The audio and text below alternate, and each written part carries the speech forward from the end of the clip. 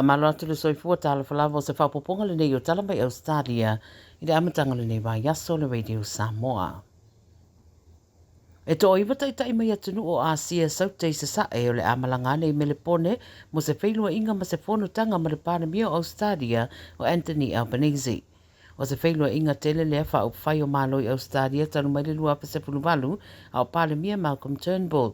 O se tūranga tāua telefoi mo me le pone lava ia, o ne tō telefoi lau whai ngā ruenga au whai pisinisi ma taitai o le a awa iane ai, mō aso e tōru o le whono tanga e wha ngā solo. Ma tā ua le ABC e le taumata le aiai manisi taitai fōu atu nu uia, mai le atu asia o le a awa i atu ai, se whainua inga tāua tele. Wa iei fo le isi company wa alele wa ulu fale mai le makete o tūrisi a Ausetalia, le ana taunu alo i ala naurua i whainga malanga i mele pone i le pōna pō. Wa tā ua mai li pote le Turkish Airline, le whataunu ina mai la naurua i whainga malanga, mai Istanbul i mele pone i le te ole a fole valu le pōna pō, ma wa fōfua le a benefiti ei tangata mele pone i le community. Whaatolua na alu whainga malanga i e le vaiaso ma o whainga malanga whaavau malo mai Ausetalia i take po Turkey e maasani o na mana o miai le a wheo Singapore pe i tai lea lao le a whaatulanga na fōu i nei o le a malanga tu usao ai pe a taunu mai wa le te tele ma fōu a le company.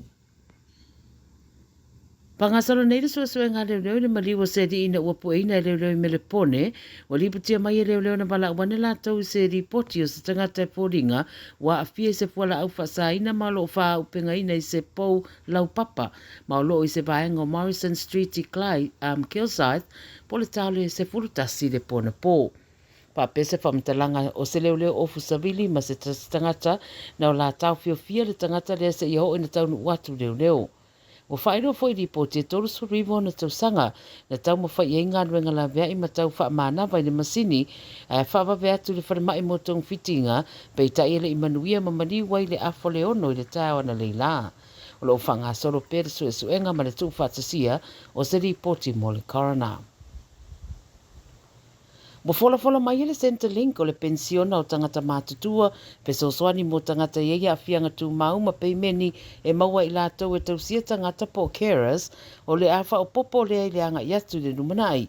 Whai mai le ofisa o le lātou whanau ta inga, ia whai se whainga i le siti o le tau o le soifuanga ma le inflation. Whai mai o tangata e anga waa i le rent assistance po le sosoani mo le tongi o whale maututongi, tangata sa ili ngā ruenga po job seekers, single parents ma le app study o le anga waa uma mo le sitanga o peimeni. O whawhetai e le toa tele anga waa mo ia peimeni le efe sosoani o le ai fo isona o ngai le wha maa vengai i le atunu i le nei vai tau o le soifuanga. O le asorua sepulu rara masina nei wha mamaluai te tongi fōwia o peimeni mai le Centrelink.